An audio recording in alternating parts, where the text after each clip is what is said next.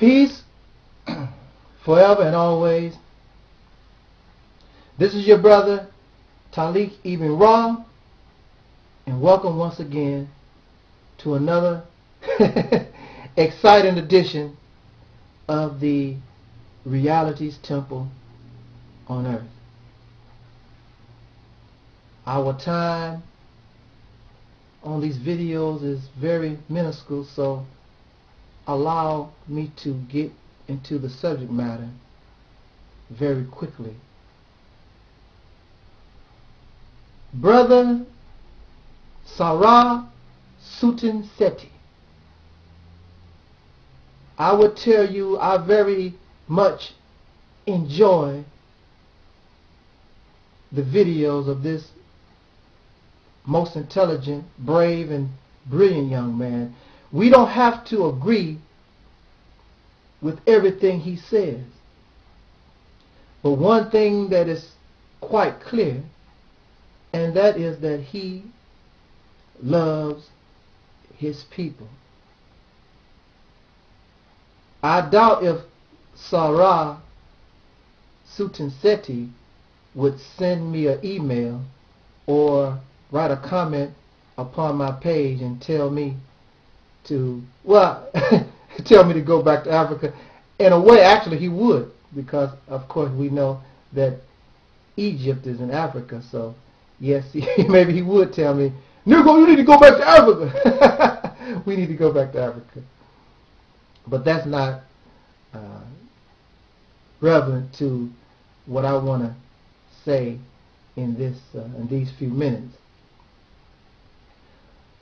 To my knowledge, I may be incorrect because I am new to a lot of things going on in the world, especially here on YouTube, because the first time I ever heard of Sarah Sutin Seti was YouTube. And there's a phrase he uses all the time, and that is, we must bang on the beast. And who is the beast? The beast, of course, would be the racist Caucasian people, those of whom are enemies, or those of whom oppress and hold back and try to keep black people as an inferior. And we must not accept being an inferior. We should fight back. Fight with those who fight with us, as the Quran would say, and bang on the beast. Did you know, Brother Sarah, Brother Seti, that this racist Caucasian person or these other enemies are really secondary beasts that we must deal with? Oh yeah. What? How? What you mean? That's the enemy? And no, there's an enemy greater than them. But man, what you losing it, brother? No, I'm not losing it.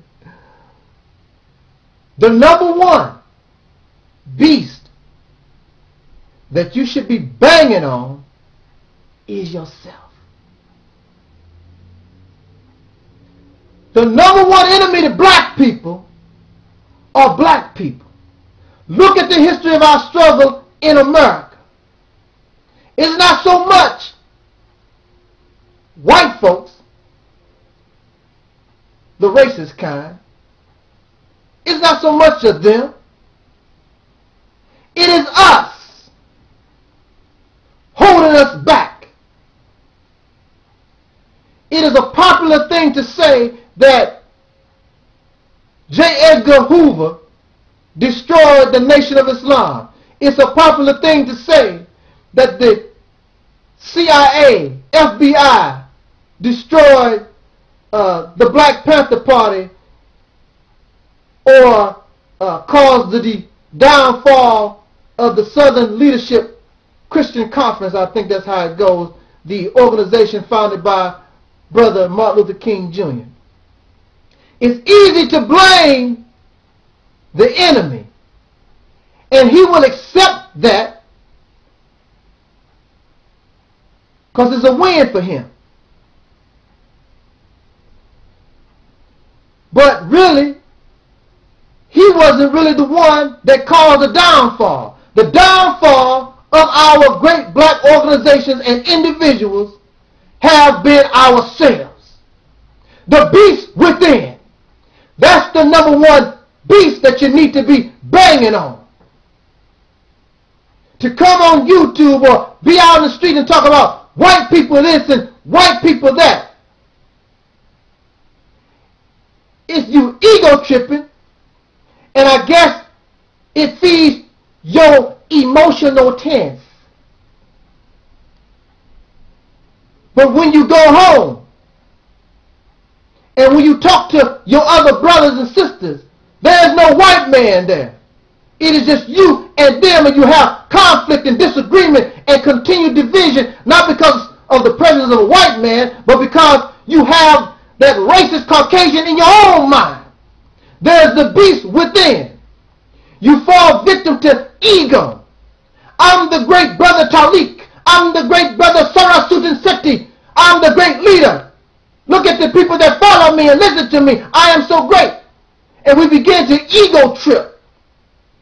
Especially when people start sending us money. Wow. What I'm saying, people giving me money. The women want to sleep with you. Wow. Then this other guy, then Brother Taalik becomes jealous of Brother Sethi, so now he starts making videos blasting Brother Sethi. And then Brother Sethi says, I'm a man. Ain't no nigga gonna be going off on me like that. So Brother Sethi sets up his camera. Now he got to blast on Brother Taalik.